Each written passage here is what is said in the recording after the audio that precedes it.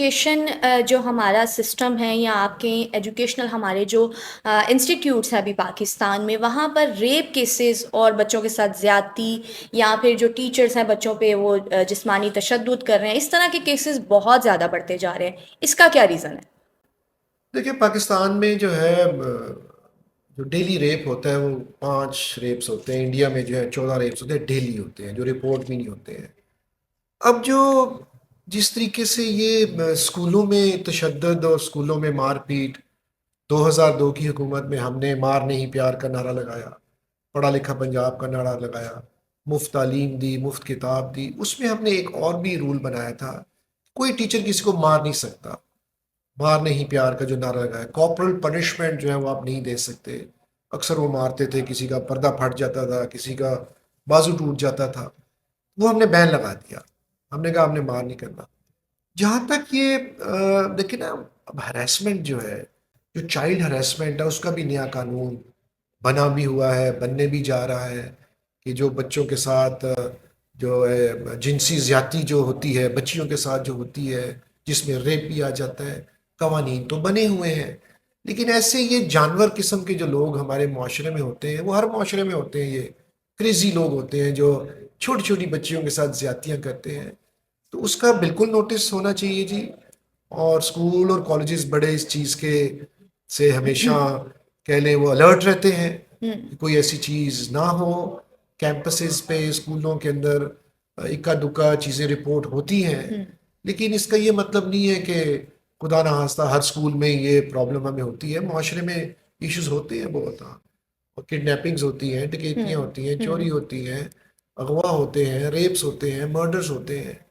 تو اسی لیے تعلیم کا فروغ ہوگا، ایجوکیشن ہوگی تو یہ لوگ جانور سے انسان بنیں گے بالکل. جو اس قسم کی حرکتیں کرتے ہیں.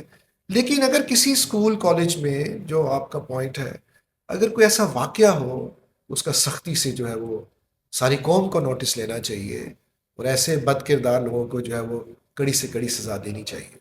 اچھا سر، آپ کو نہیں لگتا کہ جو ہے نصابی سرگرمیوں کے ساتھ ساتھ، جیسے کہ آپ نے بات کیا کہ نوٹس تو لینا چاہیے، لیکن بچوں کو اپنی پروٹیکشن کے حوالہ سے جو ہے وہ ایک گائیڈنس بھی دینی چاہیے، کچھ ٹریننگز ایسی بچوں کی ہونی چاہیے اسکول سسٹم میں؟ دیکھیں وہ اس پہ اپنا بالکل ہونا چاہیے. بچوں کو گائیڈنس دینی چاہیے، ماں باپ کو اویئرنیس ہونی چاہیے. بچوں کو جی جو چائلڈ مولیسٹیشن ہے وہ بہت زیادہ ہے ہمارے معاشرے میں جو ہے، اس کو بچوں کو الرٹ ہمیں رکھنا چاہیے، انہیں ایجوکیشن دینی چاہیے، اور اس سے بڑا فرق پڑ. لیکن ہمارے ہاں باپ اور بیٹے کے درمیان میں اتنا حجاب ہوتا ہے کہ شاید بچہ بتا بھی نہیں پاتا، باپ پوچھ بھی نہیں سکتا. مائیں جو ہے وہ زیادہ بچیوں کی طرف رخ ہوتا ہے، ٹھیک ہے لڑکوں کی طرف بھی رخ ہوتا ہے. لیکن ایک لڑکے کو جب وہ ایڈلٹ ہوتا ہے یا وہ اس سے گزر ہوتا ہے اس ایج سے، ہم اس کو اسکولوں میں نہیں پڑھاتے کہ what is an adult education. ہم لوگ شاید بایولوجیکل سسٹمز کے بارے میں اتنا نہیں کھل کے بتاتے، حالانکہ بتانا چاہیے میرے نزدیک.